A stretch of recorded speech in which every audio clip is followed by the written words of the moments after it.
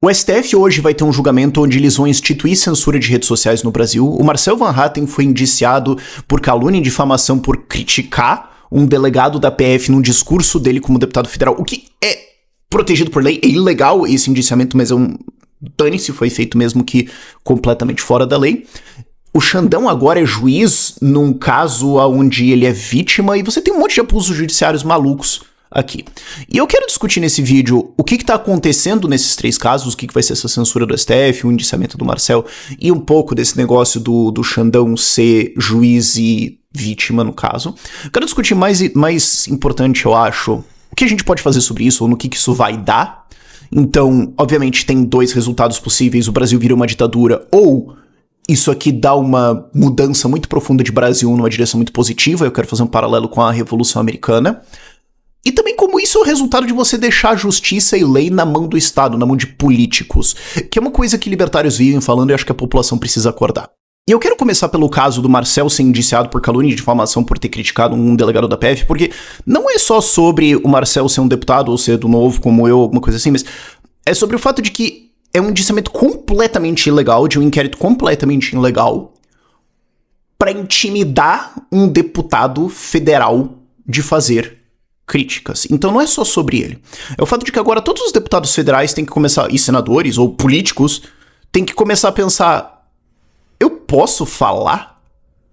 E assim, isso é uma coisa que a população já tem que se preocupar há muitos anos no Brasil, mas a ideia de o discurso de um deputado ser inviolável é ele está representando pessoas, no caso do Marcel, centenas de milhares de pessoas só nos votos dele. Se ele tivesse votos pelo Brasil, seria certamente milhões. E ali você tem um parlamento onde ideias críticas vão ser expostas. Se você tem representantes que estão com medo de expor o que eles acham ou de expor ideias, você entende que você não tem mais uma democracia? Você entende o quão grave é isso? E isso também manda um sinal para todas as outras pessoas da sociedade. Quer dizer, vamos lembrar uma coisa. Existe o artigo 53 da Constituição. Deputados, senadores, etc., são invioláveis por quaisquer expressão que eles tenham durante um discurso deles, enquanto ele tá lá no plenário falando. Ele é inviolável, ele fala o que ele quiser. Você pode gostar, você pode não gostar. Mas isso existe não só no mundo em várias formas diferentes, mas no contexto do Brasil, que passou por uma ditadura, no sentido de representantes da população devem ser livres para falar o que eles quiserem, e criticar e expor argumentos ou o que for, para a gente ter uma república ou uma democracia funcional, para que não exista medo dentro da política. Então, isso ser destruído, isso ser atacado porque o Van Hatten falou alguma coisa, é extremamente grave e deveria preocupar, inclusive, pessoas da oposição, porque tem uma coisa que libertários vivem falando que é o seguinte: toda vez que o Estado ganha um poder, esse poder pode ser usado pelos seus inimigos contra você. Você pode gostar que agora ele tá na mão dos seus amigos. Eu sei que tem um monte de gente de esquerda, ou até de centro, que não gosta do Van Hatten, que deve estar falando: o holandês se ferrou. Ok. Inverte o cenário. Digamos que é o Bolsonaro. Digamos que a maioria dos ministros do STF é do Bolsonaro. Você gostaria de que existisse abertura jurídica para que um deputado fosse indiciado, investigado e respondesse criminalmente por algo que ele falou? Então. Não defenda um poder pro Estado que você não gostaria que existisse na mão do seu inimigo. Mas quando a gente entra em o que ele estava falando, o que ele estava criticando, a coisa fica ainda mais absurda. Porque e isso aqui também é um teste de honestidade intelectual. Você pode não gostar de certas pessoas do bolsonarismo. Você pode não gostar de ninguém do bolsonarismo. Eu não gosto de várias pessoas lá dentro. Mas você reconhece que essas pessoas têm direitos? Mesmo? Será? Vamos ver. O que aconteceu? O Marcel criticou um delegado da Polícia Federal, falou o nome do cara, mostrou a foto do cara, e falou: esse cara aqui participou de uma fraude para prender o Felipe Martins. Para quem não lembra, o Felipe Martins era um assessor muito importante do Bolsonaro, que foi preso sob a acusação de que era risco de fuga dele, porque supostamente ele teria fugido para os Estados Unidos para evitar uma investigação que não estava aberta ainda.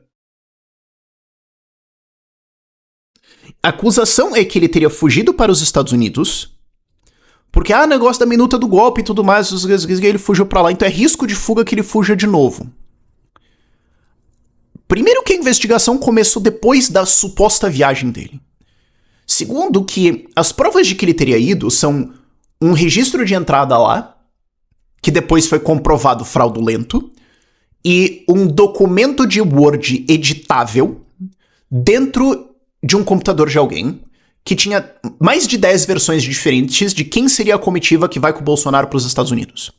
E o nome dele estava em uma, supostamente. A gente não sabe porque o documento era editável. Tipo, alguém pode ter aberto, colocado o nome lá e falado, olha, pronto, e prende o cara baseado nisso.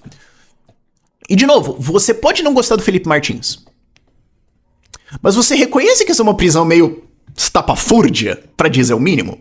E depois que ele foi preso, foi provado que ele não saiu do Brasil. Ele provou que ele estava num voo dentro do Brasil enquanto se acusava que ele estava fora.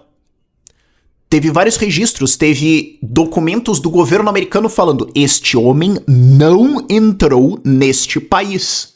Não aconteceu. O motivo alegado da prisão dele de risco de fuga porque ele fugiu é completamente nulo. E ainda assim, por meses ele ficou preso. Mesmo depois de ter sido provado. E tudo em cima das ações desse delegado. Então, ou ele errou, ou ele fraudou. Mas não tem uma boa opção aqui. E, inclusive, eu acho que esse é o caso mais simples, direto, claro, de um impeachment em cima do Xandão, que é... A ordem, obviamente, veio do Alexandre de Moraes. E, Alexandre, foi provado extensivamente que o motivo da prisão era errado. Por que você manteve ele preso? Se isso aqui não é abuso de poder, nada é. É o caso mais claro, direto e simples de abuso de autoridade. E o que o Marcel fez no discurso dele como deputado federal, na Câmara dos Deputados, no púlpito, foi falar: acusa-se esse delegado, tem outras coisas, inclusive tão estranhas. O que aconteceu? Vamos investigar.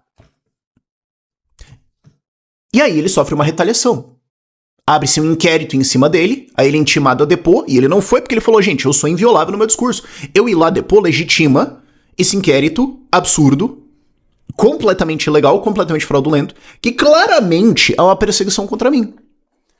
Quando, na verdade, quem deveria ser investigado é o delegado, ou o caso de... Mano, o que aconteceu aqui? Uma pessoa foi presa ilegalmente. E, de novo, eu falei, isso aqui é um teste de honestidade intelectual. Você pode não gostar do Felipe Martins ou do bolsonarismo e tudo mais, mas você consegue reconhecer que esse caso é uma prisão absurda e não tem nem discussão? E é curioso também a fundamentação de por que ele pode ser indiciado. Falando, não, porque uma vez também o Cajuru respondeu porque ele acusou outro senador de receber propina em redes sociais. Então, por causa disso, o Marcel pode responder por discurso no plenário? É sério isso? Isso aqui qualquer juiz deveria jogar pra fora da janela e virar pra quem protocolou e falar: cara, me dá vontade de condenar você a uma multa de uns 10 mil reais só pra largar de ser besta. Eu acho que deveria existir esse tipo penal. Pra largar de ser besta. Rafael, isso é litigância fraudulenta. Eu sei, mas me deixa, vai, ok? Agora vamos entender melhor por que o Marcel tá sendo perseguido. Porque isso aqui é claramente perseguição. De novo, é um teste de honestidade intelectual. Não importa a sua opinião sobre o Marcel. Se você não consegue concordar que isso aqui é perseguição, você não é honesto intelectualmente. Desculpa, ok? Agora, o que mais que ele fez? Ele puxou um abaixo-assinado 2 vezes pra uma CPI de abuso de autoridade contra o STF, que claramente está abusando de autoridade. Ele é muito vocal, assim como o Novo, contra os abusos de autoridade, contra os privilégios, contra um monte de maluquices do Estado brasileiro. Ele cobrou o impeachment do Alexandre de Moraes, está trabalhando para isso acontecer, foi em várias manifestações, e vai concorrer a senador em 2026. Pelo menos essa é a grande indicação. Então, há de se imaginar que se ele for eleito, e eu acho que ele será, ele vai com muito orgulho e alegria protocolar não só o impeachment do Alexandre de Moraes, mas de outros, que certamente merecem ser empichados. No absoluto mínimo, o Dias Toffoli junto, que é o criador do inquérito do fim do mundo, que foi criado, vale lembrar, porque saiu uma delação onde foi citado o amigo do meu pai. Meu pai era o pai do Marcelo Odebrecht, o amigo do meu pai era o Lula, e o amigo do meu pai era o Toffoli. Vazou essa informação, E o Toffoli abriu um inquérito pra investigar ataques contra o STF, blá blá blá blá blá blá, e começou a desmontar tudo. Um inquérito completamente absurdo. Sem nenhuma previsão legal, nada. E aí, inclusive, que começou boa parte dessa epopeia que aqui estamos. Então, obviamente, o Marcel vai chegar lá com esse pedido de impeachment.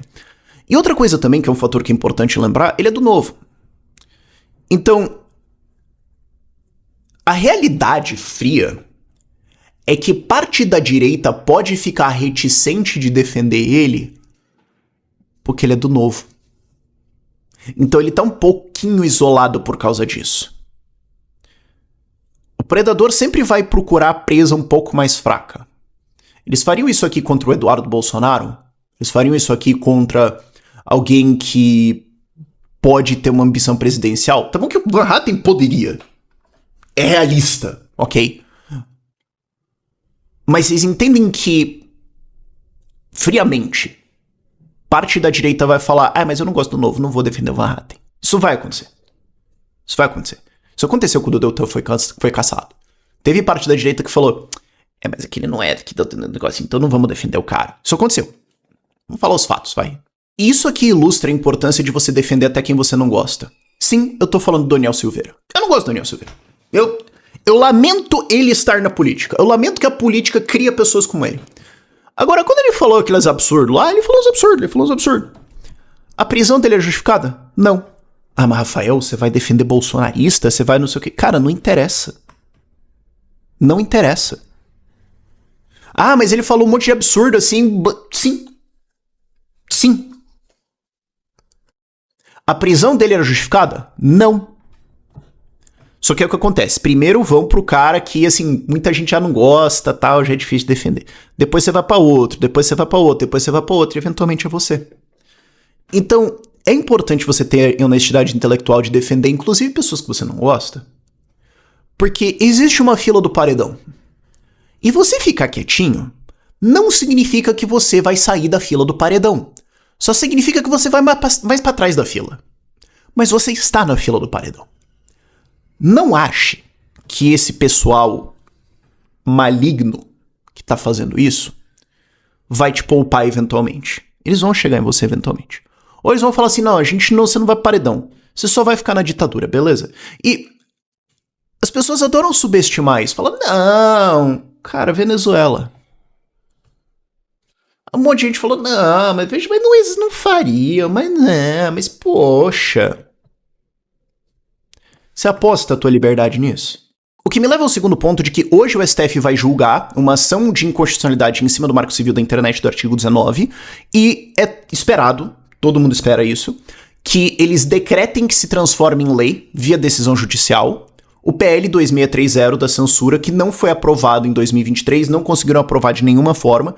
Então, já que o STF não consegue a lei deles via a via legal, eu não vou dizer legítima porque eu sou libertário, o Estado pra mim não é uma instituição legítima. Mas a via legal que eles defendem, então eles vão canetear na decisão mesmo e tudo mais, não interessa, né? Se vocês votarem errado, a gente faz ficar certo. Então deixa eu primeiro explicar um pouquinho da história desse projeto, como é que a gente chegou aqui, pra depois explicar como é que ele é censura, ok?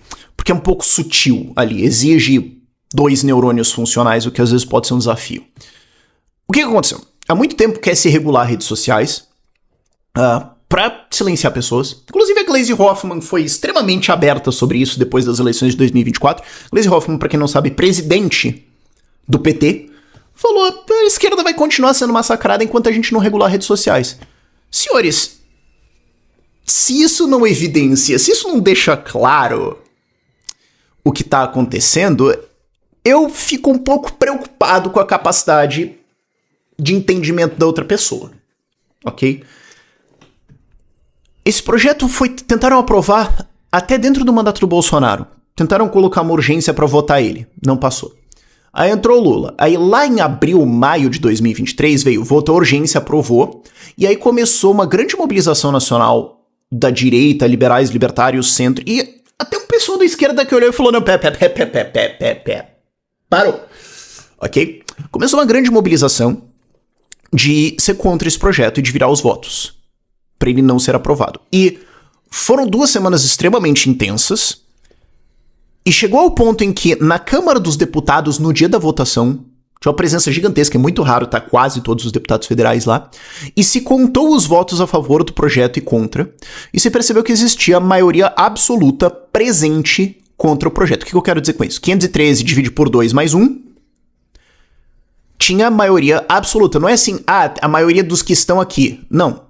Tem mais da metade dos deputados eleitos presentes aqui para votar contra o projeto. É logicamente impossível uma maioria. O projeto será rejeitado se ele for votado. Fim. E o não votar é uma decisão. E o Orlando Silva, relator do projeto e membro do famosíssimo Partido Comunista do Brasil, pediu a retirada de pauta do projeto. Por quê? Porque se fosse votado e rejeitado, só pode voltar à votação no ano que vem. Então fizeram uma manobra. Mas o fato é, isso é um falar, mas porque o STF ele quer argumentar a omissão do Congresso. O Congresso se omitiu. Não. O tema foi discutido. O projeto foi apresentado, foi feito o relatório, foi discutido e os deputados iriam votar contra. Não foi votado contra por uma mera manobra. Mas é uma decisão. Horas. E aí o que aconteceu? Durante o processo, teve várias ameaças do governo do STF de se vocês não votarem o projeto, a gente decreta via STF. E a resposta a isso é, primeiro, isso é ilegítimo. Segundo, decreta então. Vai, faz do jeito feio então. E muita gente, inclusive, caiu nisso, falou, não vou nem porque os caras vão fazer. Beleza, não foi votado. E aí ameaçaram várias vezes, teve reunião do STF marcada, teve um monte de coisa, e não votaram. Que não tinha clima. Que não tinha vontade política, porque não tinha... A população foi contra. E os caras ficaram constrangidos até decretar isso. Então assim, aí vem uma mera coincidência de vir uma gigantesca operação contra o bolsonarismo. Nem vou entrar nisso, porque... Nem vou entrar. Veio uma gigantesca operação dessa, veio um monte de coisa, os caras tomam uma sova na eleição de 2024, Trump se elege, o Milei tá começando a crescer na Argentina agora, os resultados estão ficando mais difíceis de negar, vem essa operação pra ajudar a criar o tom, e vem esse julgamento do STF agora. Mera coincidência, eu tenho certeza. De vamos então censurar redes sociais, porque vamos combinar que provavelmente é a última chance deles. Se eles não conseguirem agora, se essa narrativa toda não colar, cara, eles não vão conseguir isso de novo e vai ser um problema pro sistema. E aqui eu tô mostrando pra vocês o que foi o PL 2630, que eles queriam votar lá em 2023, que se espera que o STF caneteie pra dentro agora da legislação via uma decisão judicial. Talvez eles mudem algumas coisas, talvez eles alterem algumas ideias, mas o espírito que se espera é isso aqui. E mesmo que não seja, também é bom, é educativo as pessoas saberem, porque por mais que tenha sido uma comoção nacional relevante, eu acho, ano passado, muita gente hoje não sabe. Conversei com muita gente instruída e inteligente que não tá fazendo a menor ideia do que era isso aqui. Então vamos lá. O que eu tô mostrando pra vocês é o PL lá atrás, ok? Então, ele é bem extenso, o voto, o relatório final tem mais de 100 páginas, sendo que a maior parte é o Orlando só falando o que ele acha ali. O teor do projeto mesmo é algumas dezenas de páginas, não é tão longo assim. E a maior parte dele é meio inócuo, mas ou é meio pouco relevante, não é uma coisa que você olha assim e fala, meu Deus do céu. Mas o grave, por exemplo, é esse preâmbulo aqui na tela de vocês, que diz, não, as plataformas serão responsáveis por danos. Elas serão responsáveis solidárias. Então elas podem responder legalmente, multa, etc, etc, por danos. O que é danos? Porque vamos lembrar. Você deve estar pensando assim, não, mas e se os caras incitarem terrorismo? E se... Vamos lembrar. Ronaldo, desculpa que eu trouxe isso aqui. Desculpa, mas o exemplo é muito bom. A gente tá no país onde o Gato Galáctico, que faz conteúdo de desenho pra criança, foi cancelado e acusado de nazismo por beber leite. A gente tá no país onde uma grande quantidade de pessoas, curiosamente da esquerda, acha que o cara beber leite é literalmente nazismo. A gente tá no país onde a XP foi denunciada, tomou investigação e teve que fazer acordo pra remodelar e tudo mais, porque eles postaram uma foto em uma reunião da firma que não tinha alguém negro. Tem um dano aqui. A gente está no país onde, durante a tramitação do PL 2630, da censura, o Google, que seria afetado, fez uma manifestação de opinião deles na página deles, do Google, que muita gente nem acessa mais. Você só abre a sua barra e procura lá dentro. Né? Pouca gente hoje abre o Google. Eles fizeram uma manifestação da opinião deles sobre a lei no site deles e eles foram acusados de tentar manipular o processo, de interferir na democracia, de um poder estrangeiro, quer dizer, uma empresa agora não pode mais emitir opinião. A gente tá no país onde essas coisas são consideradas danos ou ataques. Então, como é que é pra eu confiar que esse ser responsável solidariamente por danos não vira... Vocês deixaram o vídeo do gato galáctico tomando leite, então o Instagram vai responder por apologia ao nazismo. Como é que eu sei que não é isso? Outro negócio complicado colocado ali é o dever de cuidado. Esse é um termo técnico. Que é as redes sociais têm o dever de cuidar das coisas ali dentro para não dar problema. Então vamos olhar o texto aqui original. Tem dois problemas aí. O que é esse atuar diligentemente e o que é esse que possam configurar? Porque assim, possam configurar é bem fantástico, né? Porque o que é isso? É dizer, olha, as redes sociais têm que ter meios para evitar problemas, apologias, etc. dentro das suas plataformas e trabalhar junto com o governo para coibir isso aqui. E ele coloca um atuar diligentemente. O problema disso é que o governo pode a qualquer momento falar: eu não acho que você está atuando diligentemente. Ah, não, mas eu fiz A, B, C e D. Eu não acho que você está atuando diligentemente. Se você quiser, você pode apelar essa decisão pra mim. E aí eu vou ver se eu mudo de opinião. E aí eu te sanciono. Então como é que a plataforma sabe que ela tá fazendo certo? Cara, isso aqui é 100% um namoro abusivo. Tipo, não, mas o que eu deveria fazer? Faz o que você quiser. Segue teu coração. Não, mas eu posso ir lá? Você quer ir lá? Então vai. Vai lá. Não, mas eu posso ir, não vai dar problema? Você não sabe se vai dar problema? É 100% isso. E assim, tem que cuidar com coisas que possam configurar. Aí tem lá, crime contra o Estado de Direito. Senhores, vamos lá. O 8 de janeiro foi considerado crime contra o Estado de Direito, um atentado violento para tentar derrubar a ordem do Estado de Direito. Existe uma coisa, e esse é o argumento que o Deltan vive usando. E é um argumento fantástico. Eu só estou falando que é dele, eu não tirei da minha cabeça, dando os créditos aqui. Existe uma coisa que se chama artigo 17 do Código Penal, crime impossível. Você não pode responder por um crime que era literalmente impossível você cometer, quando o meio empregado é absolutamente ineficaz. O exemplo que é sempre dado é magia negra. Você não pode responder por tentativa de homicídio por fazer um ritual de magia negra. E, inclusive, a gente está no país, voltando a um ponto anterior, onde eu tenho que pensar, será que algum praticante de magia negra pode querer me processar por discriminação religiosa porque eu estou dizendo que os métodos dele são ineficazes? A gente tá nesse país agora, ok? Só estabelecendo isso. Mas o exemplo é isso. Você não pode responder por uma tentativa de homicídio usando magia negra pra matar alguém porque não funciona. Não, o meio empregado não... Então assim, o que aconteceu no 8 de janeiro? Vandalismo.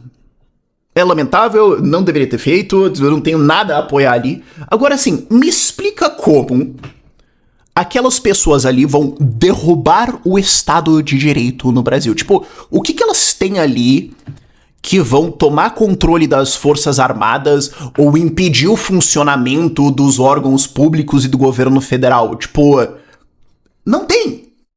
Não tem, não há conexão nenhuma. É um crime impossível. Mas foi considerado atentado contra o Estado de Direito. Então, voltando aqui, retrocedendo um pouco.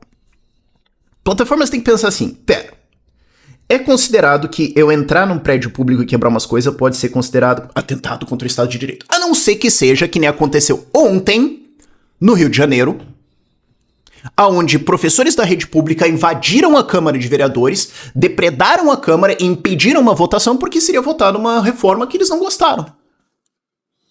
Veja bem, redes sociais teriam que pensar, olha, foi usado o WhatsApp para organizar isso aqui.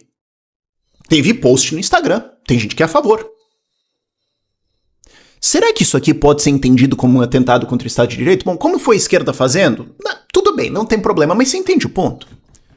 Isso aqui não sei. Então, o Instagram ou Facebook ou YouTube teria que então retirar esse material ou impedir as pessoas de discutirem isso ou de defender isso e tudo mais? Você vê como isso podia facilmente ser usado como instrumento para perseguir a esquerda? Se o STF fosse de maioria Bolsonaro e se fosse um Bolsonaro no poder, alguma coisa assim, eles poderiam falar, bem, então carca todo mundo aí. Eu duvido que tenha alguém de esquerda assistindo esse vídeo a esse ponto. Se você está... Eu admiro a sua disposição de ouvir o contraditório. E eu também acredito que você não vai ficar de esquerda por muito tempo. Mas, enfim. É um argumento interessante de usar com o pessoal de esquerda. Por que Brasília foi atentado violento contra o Estado de Direito, mas os caras deliberadamente... Porque o Congresso estava vazio. Nesse caso do Rio de Janeiro, os caras invadiram o plenário em funcionamento. Ativamente para impedir uma votação. E não é a primeira vez. Eu tava dentro da Lesp quando... a esquerda tentou invadir o plenário para impedir a votação da privatização da Sabesp. Então, redes sociais têm que ficar pensando, será que isso pode ser entendido? Vamos lembrar, a gente tá também no país onde foi considerado que o cara que se explodiu na frente da estátua do STF, que é extremamente lamentável, tem gente que acha que aquilo foi terrorismo. Tem gente que acha que aquilo foi uma tentativa de golpe de Estado. Sabe? Então, redes sociais vão ter que ficar pensando...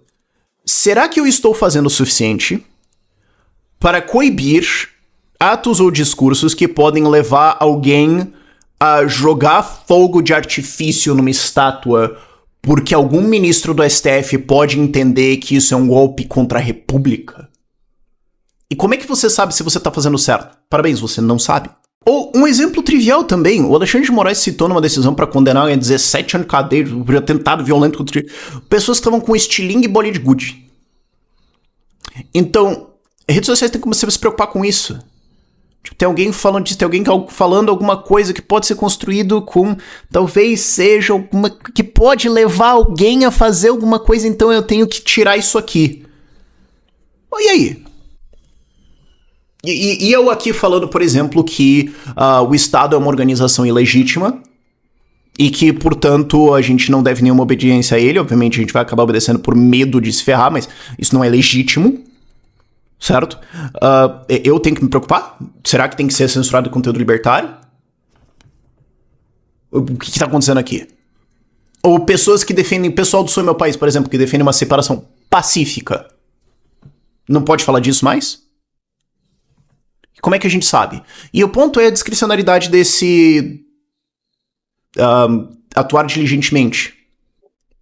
E teve um outro fator também dentro do PL 2630, que é o ápice da canalice, que foi colocado dentro do projeto e não tinha nada a ver com isso, que era também regulamentar que jornais vão receber pagamentos de redes sociais, caso seja postada uma notícia nessa rede social. Qual que é o choro? O choro é que eu posso, aqui, por exemplo, postar as manchetes de jornais, como eu tô fazendo, ou a editora fazendo, aliás, obrigado, Domi, e o jornal pode falar, não, mas aí você tá postando pedaço da matéria, as pessoas, você está monetizando em cima do meu conteúdo, então eu quero ser pago por isso, tem esse chororô. E jornais iam ganhar centenas de milhões de reais por ano com isso aqui. Então, sim, senhores, isso aqui é uma compra do silêncio ou apoio de jornais a essa lei para que eles apoiem censura. Isso é o que o STF pode canetear agora. Isso é o que os caras tentaram fazer. E aí depois tem um outro ponto que eu nem vou entrar muito extensivamente, mas eu só queria anotar aqui. Mas os inquéritos do golpe que iam tentar matar o Xandão. Tá bom, então, se o Xandão supostamente era vítima, por que ele é juiz? Isso é uma violação tão básica de devido processo legal que não tem nem graça. Se alguém numa faculdade de direito não entende que isso aqui é um problema, ele devia ser expulso. E se não é expulso, o curso devia ser fechado, porque claramente todo mundo é incompetente. Eu nem vou entrar no mérito da discussão do relatório, mas o fato é, se ele era um alvo, ele não pode ser juiz. Mas ele tá sendo juiz e tudo bem. Quer dizer, anular a Lava Jato inteira. Agora, isso aqui, aí pode. Então, assim, senhores... E a gente tem uns absurdos aqui que não... Eles deveriam ser gigantescos, mas eles são bobeiras perto disso. Tipo, o negócio do Xandão em Roma, que falou que, fomos agredidos e tudo mais. Depois colocaram o vídeo em sigilo, depois teve um monte de relatório e se provou que não teve agressão nenhuma. E daí mudou pra injúria e depois, na verdade, a família que é acusada de agressão foi eles que foram xingados.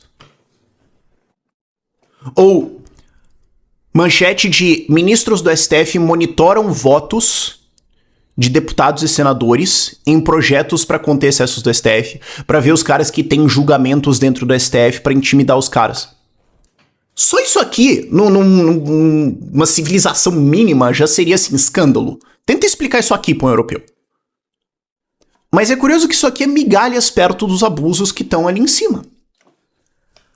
O que me leva ao segundo ponto, que é ao segundo assunto maior, que é assim, onde é que isso vai acabar? Porque isso aqui é um desastre e obviamente, eu tenho que fazer um merch da 7 aqui, porque assim, isso pode acabar em uma ditadura, sim. Sim. E se você está preocupado com isso, se você está com medo disso, a gente tem uma solução. A 7 é uma empresa que é parceira aqui do Ideias Radicais que te ajuda a sair do Brasil, a viver muito mais livremente, a pagar legalmente muito menos ou até zero impostos. A gente atende você para levar você para dezenas de países diferentes. Preciso tirar passaporte, preciso ver como é que eu posso ter visto, para onde que eu posso ir, como é que eu faço para conseguir um emprego lá fora, revalidar diploma de medicina. A gente tem parceiros para isso, a gente tem parceiros para tudo. Então assim, se você tá preocupado com isso aqui de ditadura e fala, mano, acabou, deu, chega... pelo menos eu tenho um produto pra te oferecer, aonde a gente fatura alguma coisa e eu posso ter os recursos pra lutar contra isso. Então é o meu hedge contra isso aqui, e se de fato tudo for pro saco mesmo, pelo menos a gente tem um veículo pra tirar todo mundo do Brasil e proteger essas pessoas de alguma forma. E no fim das contas vai ficar a conta pra quem apoiou isso aqui ou pras pessoas pobres do Brasil, que é pra onde sempre fica a conta, lamento. Mas se você tiver interessado em ajuda com isso, a 7 está lançando em breve a nossa Black Friday, que vai ter vários descontos lá dentro de vários serviços, a chamada introdutória, multimateriais, a nossa comunidade, etc. Links vão estar no comentário do vídeo pinado e na descrição aqui do vídeo. Agora, pessimismo à parte, eu queria pôr alguma coisa positiva. É por isso que eu também demorei um pouco pra fazer esse vídeo, porque eu falei, cara, eu não quero só que fique uma desgraça completa. Dá pra gente fazer o argumento que isso aqui pode terminar numa direção muito positiva pro Brasil, e eu quero sim fazer um paralelo com a Revolução Americana. As pessoas pensam que a Revolução Americana foi uma revolução sobre impostos, e um pouco foi. Mas ela foi sobre abusos judiciais e abusos de representatividade na estrutura de representação das colônias. Esse foi o grosso ali. Mas pode falar, mas Rafael, você quer dizer que por causa dessa discussão um monte de pessoas vão começar a debater, começar a entender, e isso pode levar à criação de novas ideias e um acordar da população para fazer reformas e uma coisa positiva no Brasil? Sim. Mas Rafael, isso nunca vai acontecer. Bicho, eu vou usar a carta da motosserra. Você achou, em algum ponto da sua vida, que a Argentina elegeria um libertário? Não, nem eu. Mas aconteceu. Então, se a Argentina elege um ANCAP e o cara entra lá e começa a fazer um monte de reforma e em um ano o país já tá crescendo, nada é impossível. Ok? Esse é o nosso momento motivacional do dia. Ok? Vamos nos abrir pra ideia.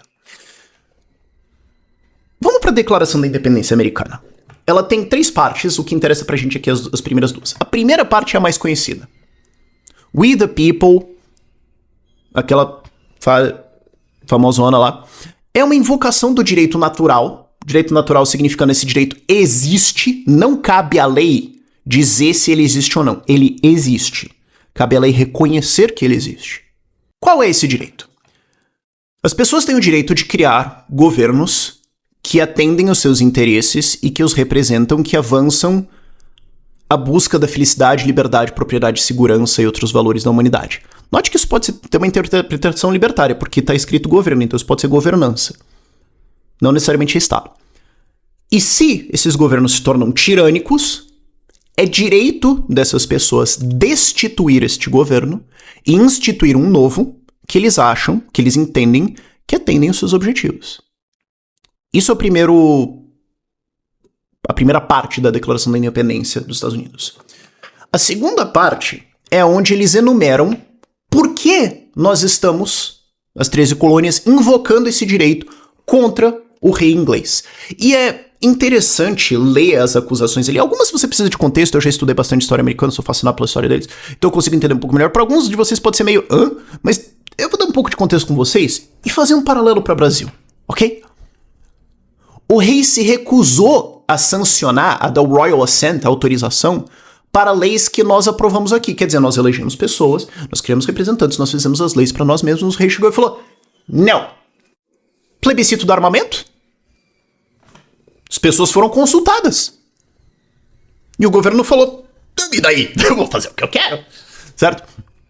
Outro exemplo. Municípios e estados que aprovam leis de educação domiciliar para autorizar. Aí vai lá a justiça e derruba.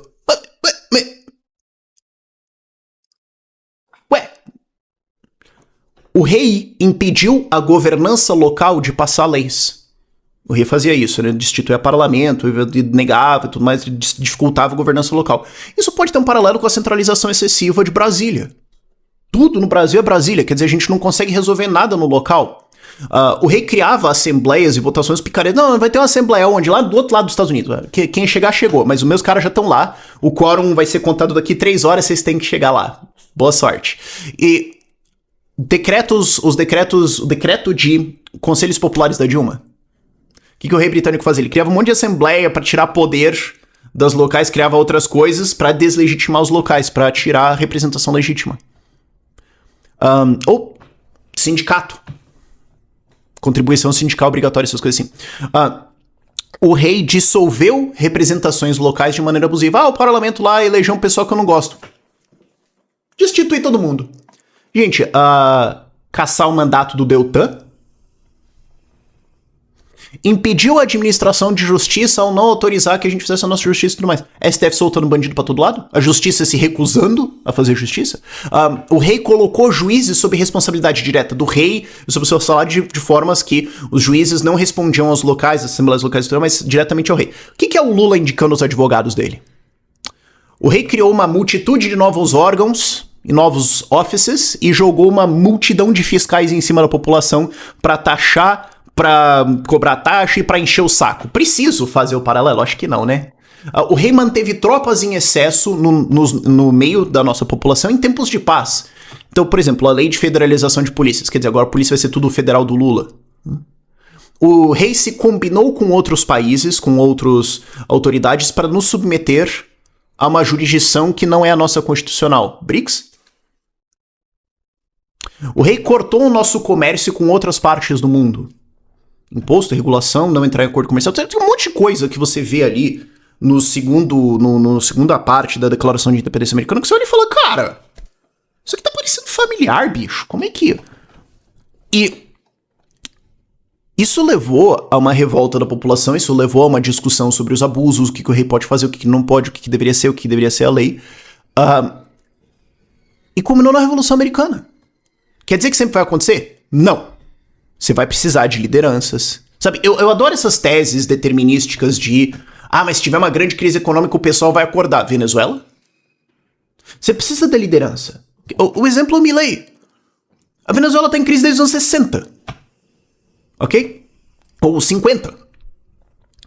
Precisou chegar alguém ali que não só tem as ideias, mas sabe se comunicar, sabe fazer várias coisas. E não só ele, mas precisou ter toda uma equipe, um grupo, um monte de coisa, todo um movimento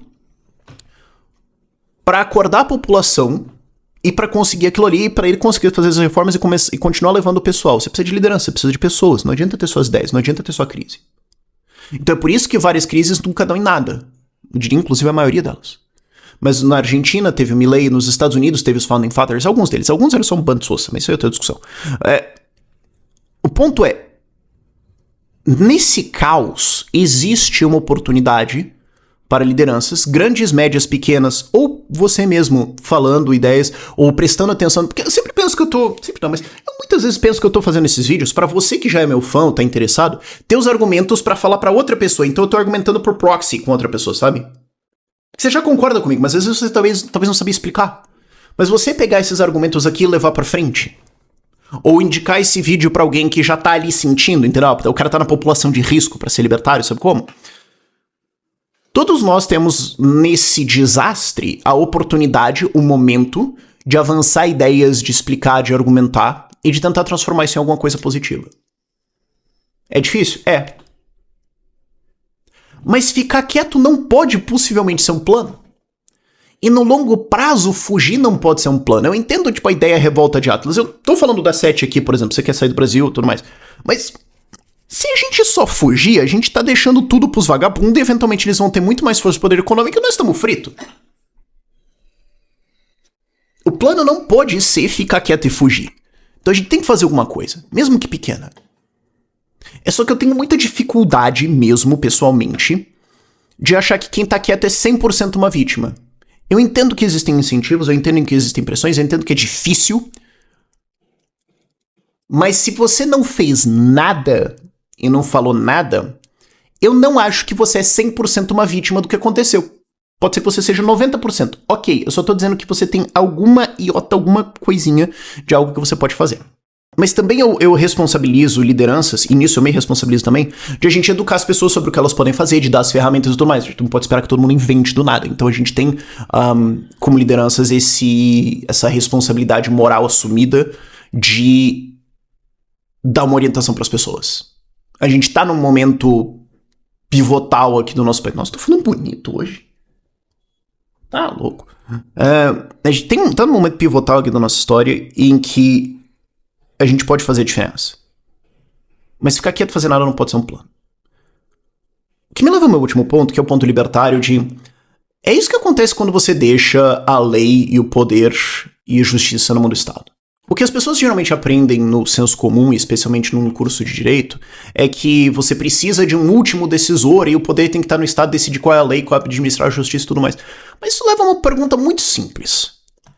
E se as pessoas que têm esse poder falarem... Vou abusar.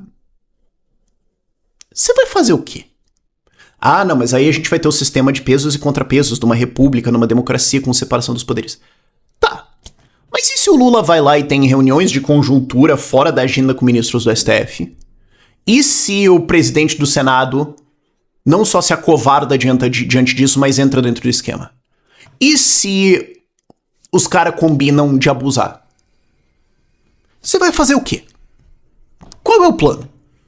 Você deu o monopólio de armas para eles, você deu o monopólio de justiça, você deu o monopólio de legislação, você deu ao Estado enorme poder de regulação da mídia e de discurso, você deu ao Estado enormes recursos para ele comprar não só os votos, mas para financiar intelectuais para defender ele, para financiar cultura, artistas, blá blá blá, para ficar defendendo ele. Você deu todos os recursos pro Estado para ele se manter. E se o pessoal lá falar, vou abusar? E vale lembrar, eleições, assim como sistemas autoritários, premiam desonestos. Se você trapacear mais, se você comprar votos, se você for corrupto, se você mentir mais, se você fizer acordos, você terá vantagens.